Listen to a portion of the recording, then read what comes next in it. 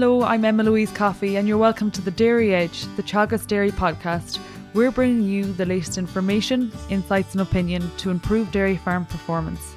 With the decline in consumer demand for dairy produce due to the COVID crisis, it is time to take stock of the impacts on your income. And I spoke to two experts, expansion specialist Patrick Going and agri-advisor at Bank of Ireland John Fitzgerald. First off, John gave insights into the bank's view on the ag economy. Firstly, to look at the supply side, global agricultural commodity supplies, they continue to rise, particularly on the milk side. If we look closer to home, say you look at the likes of, say, Germany, France, Holland, on average, they're up 2.6% on supply for the first quarter of 2020. And in Ireland, we're at plus 3.6%. So, milk supplies continue on an upward trend. I suppose if we look across the pond in the US, in April, they were at plus 1.4%, despite, headlines about milk being dumped there. While if we look to New Zealand, supply is expected to fall by 1%, which is, I suppose, a consequence of drought over the past number of months.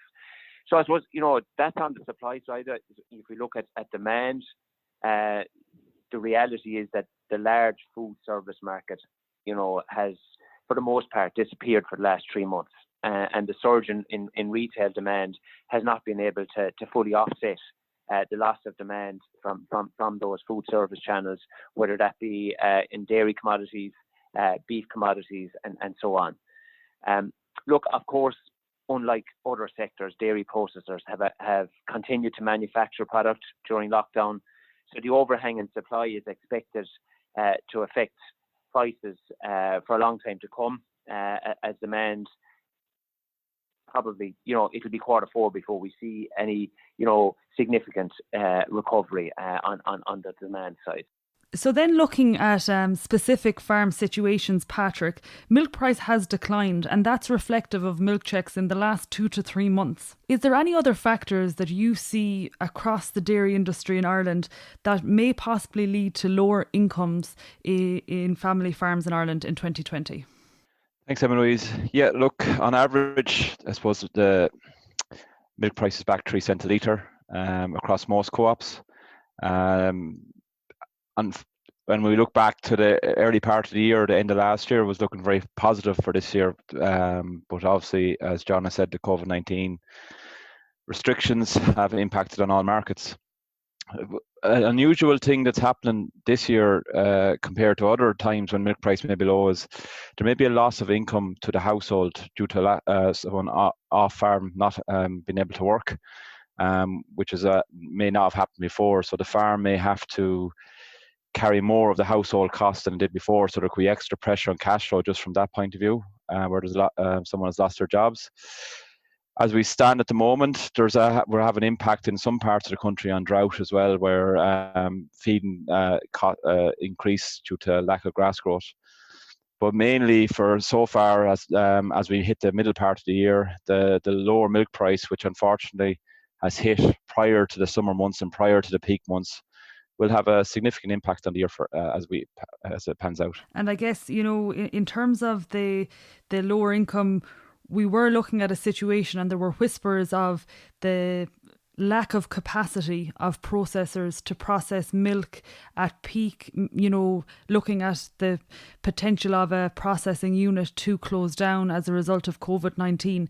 That hasn't happened yet, Pat, and the processors are coping quite well. Do you expect them to continue in this vein, given that we're moving off peak slightly at this stage?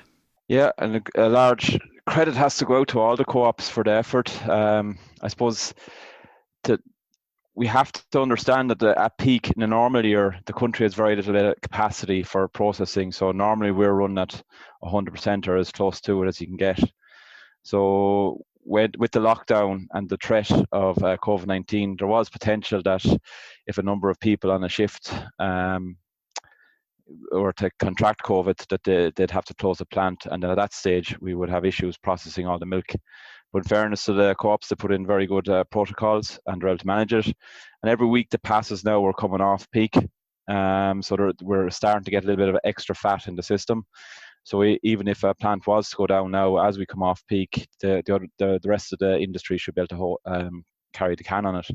So we've avoided that, which is great, and it's ensured the farmers are able to send all their milk in, not have to worry about reducing milk supply through the peak months. And John, you mentioned it there that, the likes of the US, they had a situation where farmers did have to dispose of milk, and that, that hasn't transpired on Irish dairy farms. Looking then at, Patrick, you mentioned drought, and, there are certain farms in the situation where, 50% or up to 60-70% of diet now is coming from supplementary feed. What sort of costs did we see, additional costs did we see back in 2018 resulting from drought on farms? These additional costs I'm referring to now are feed costs.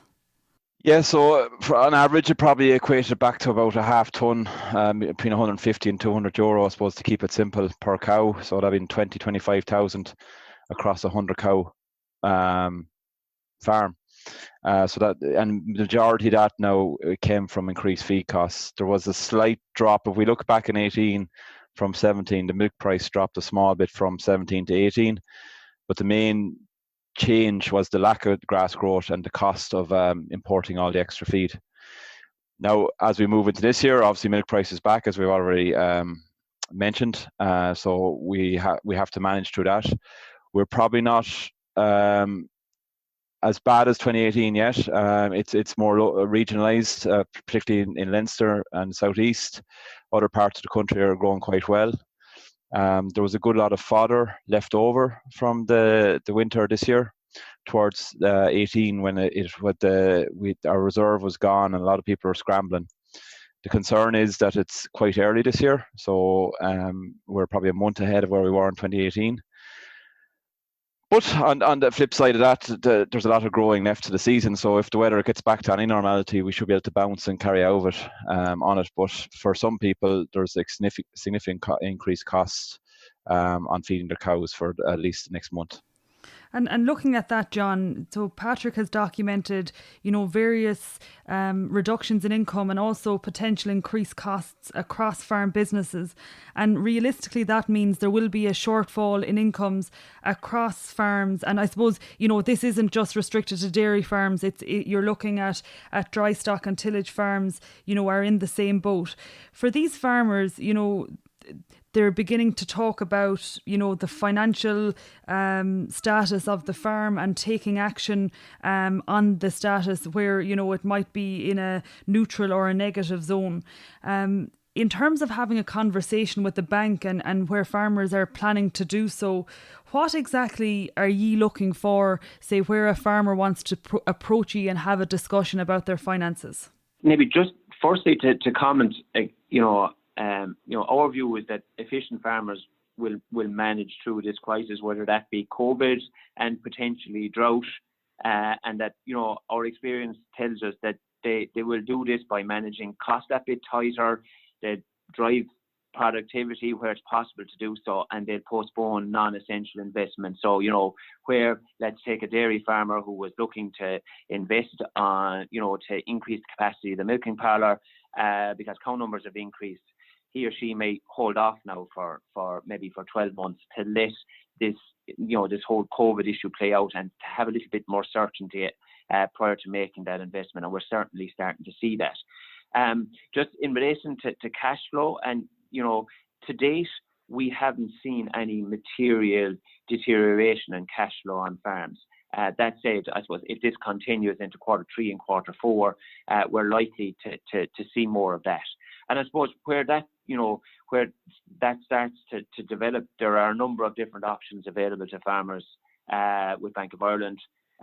Firstly, you can look at an overdraft facility, or where there's an existing overdraft facility already in place, it may be a case of increasing that temporarily to carry the business through this period. Obviously, then, secondly, there's a payment break option, which has been agreed by all the banks to provide a 3-month capital and interest moratorium on payments.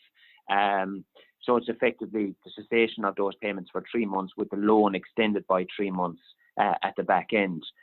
At Bank of Ireland, then we have a product called Agriflex, which is a feature of all existing term loan facilities that we have out with farmers that allows the business to apply for an initial period of 6 months interest only to carry them through a difficult period where cash flow is tight. That can be extended out to a full 12 months with the loan extended by 12 months accordingly at the back end.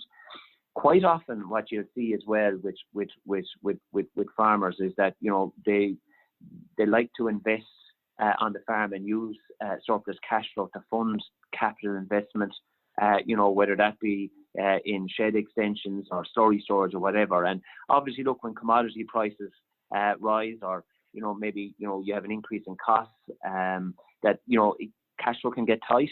And that situation, we're more than happy to look at the possibility of terming that capital investment out and replenish cash flow to give the business that little bit of breathing space as well. And just a final comment, there's quite a lot of talk out there at the moment that the SBCI Future Growth Loan Scheme is going to be relaunched as well, with increased capacity. So look, that will certainly help in terms of any future investments that farmers are looking to make, and Bank of Ireland will certainly be looking to make that available. We expect at some stage later on in Q3. Can you give us some more information on that, John? Maybe more detail? There's limited information available on it now, Emma Louise. We understand it's going to be released in tranches. There's a fund of 500 million, but the initial focus of it is going to be on future investment on farm rather than retro-financing investment that's happened over the last number of years. But interestingly, the credit guarantee scheme is also being extended, and farmers should be eligible for that also, and that would allow them to finance out COVID-related costs that they may want to term out over a couple of years. But again, look, the detail is still limited on that, and we're awaiting the department to confirm the finer details on it. And for a farmer who's wanting to meet up, John, or have a chat with you over the phone, what sort of figures or financial statements do you want to look at for a farm, if you're looking through the options of extending an overdraft facility or providing a break in payments, whether it's, across a 3-month up to a 12-month period? Okay, so look, typically the type of information we look for is a completed application form, the most recent 3 years farm accounts. If it's a dairy farm, we look at the ICBF Co-op performance report. If it's a customer that's coming to us that isn't doing business with us already, we look at current account statements and term loan statements as well. But look, for in some cases we may even look for a cash flow for the next 12 months just to try and get some sense of clarity as regards if they're taking an extra increase in an overdraft, how that's going to be repaid out over the next 12 months or so. And Patrick, looking to the cash flow, and there are farmers listening in today, and I suppose there's a few things resonating with them in terms of things that are impacting on their income and their current circumstances. Okay, they may not necessarily do a cash flow year to year. Can you give us some advice? I suppose the basics of starting a cash flow. How do I start it, and how do I put meat around the structure of a cash flow? Look, as we head into the June milk check landing, and we're at the halfway point of the year, I think it's a good opportunity for every farmer to sit down and just see where they are. A number of things have changed since maybe what they were planning at the start of the year. So, as John said, the farmers love to reinvest and continually move their business forward, and what they budgeted for to come in the milk checks or other money into the household may be gone now. Costs may have increased, so it's no harm just to sit back and get a snapshot of where your business is, and it'll help you better plan for the remaining 6 months of the year. I think to me the trick with the cash flows is, look, there's a lot of different tools to use it. There's a cash minder, there's the Teagasc cost control planner. Teagasc also have a 5-minute cash flow, which is a very quick template just to fill out. Or there's some people that just use a pen and paper and write it down. To me, the starting point is first of all, gather all your information. I think when you start to do a cash flow and you're running off to get a docket here and a docket there, it sort of ruins the flow of it and makes it very hard for you to sit down and do it. So gather your information. I think you should, first thing I would get is obviously your bank account to see where your current account is currently. You would also then get where all your creditors are, maybe your merchant debt, maybe you owe a contractor, and write them all down just to get to see where you are today. So it's to get the financial position on the farm today. So it's the money you have and the money that you owe. And then as we move forward and you start projecting and what's going to come in over the next 6 months. So maybe looking back, as John said, on your ICBF co-op performance report, you have to see what type of milk volume you sent last year. And you start projecting forward with the help of the cash flow tools to see what income is going to come in the next 6 months or 12 months during the year. And as you go, then you obviously have to put in your expenses. And again, looking back with maybe your help, your accountant or your local advisor, you'll be able to look back and see what costs did you spend last year on the business. And what we're trying to get back to is if you look onto a certain point in the future is to see what's the current account like and what's the cash or the equity position of the farm like.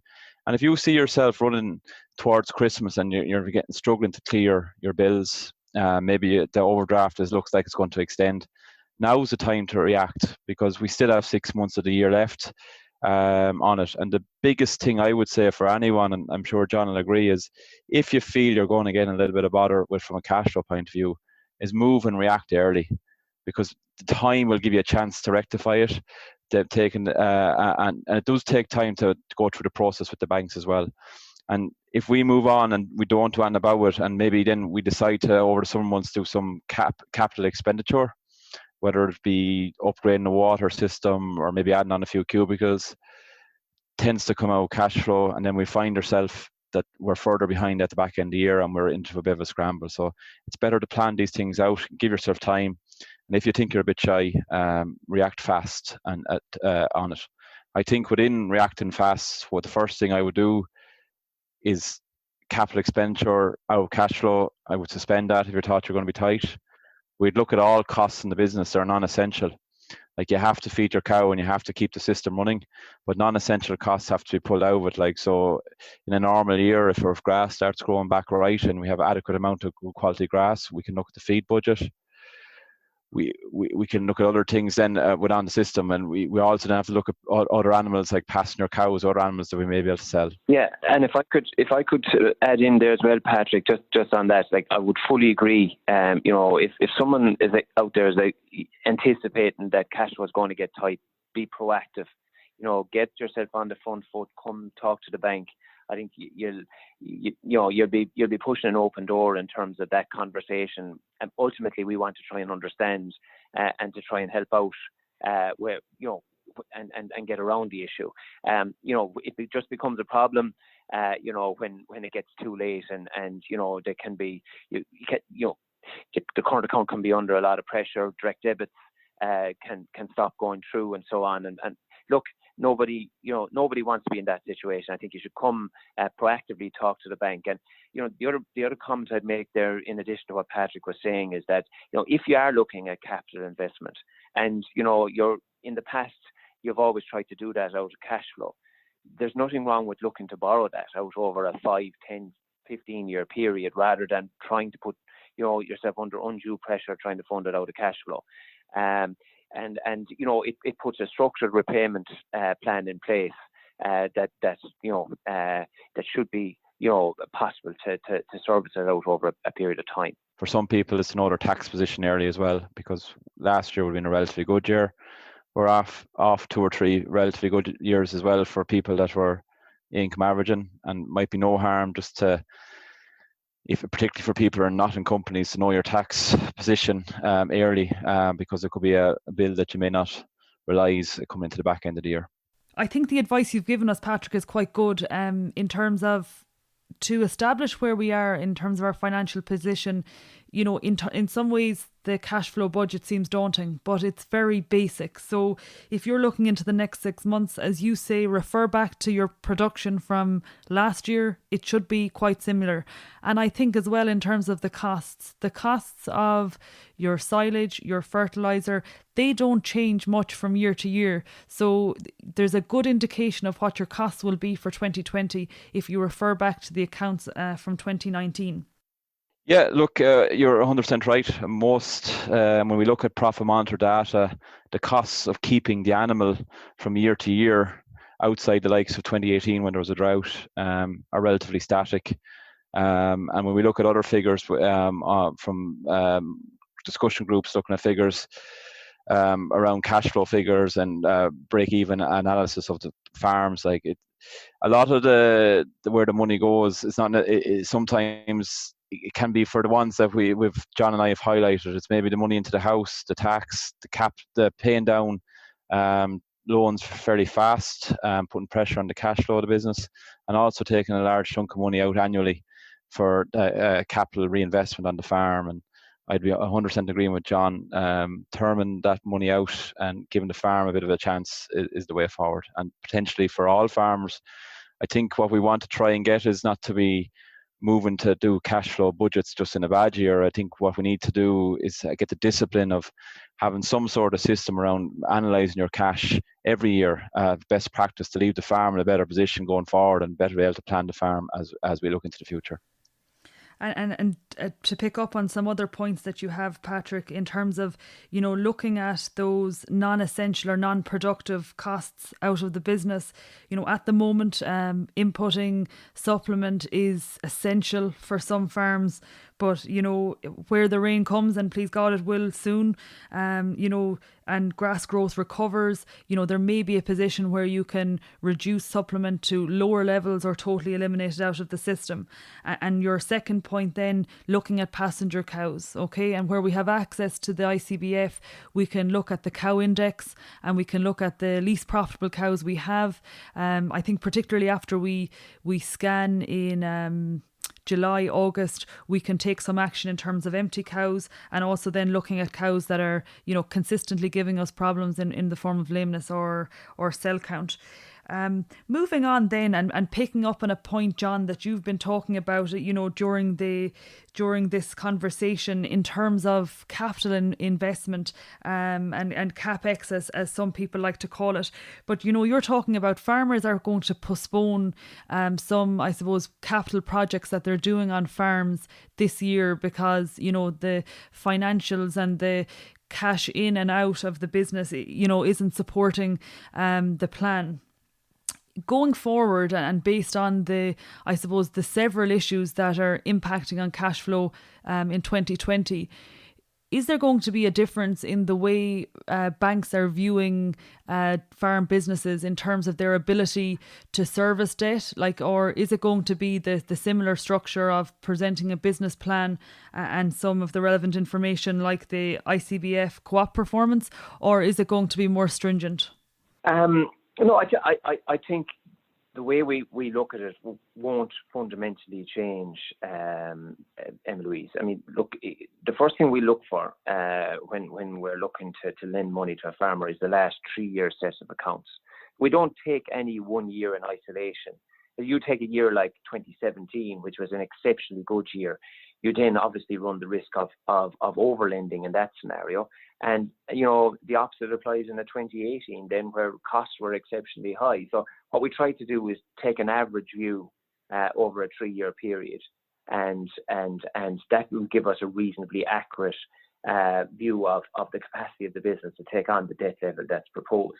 And I think an important point to make here is that, we're in a period now where, milk prices are in a downward trajectory, or hopefully they've leveled off.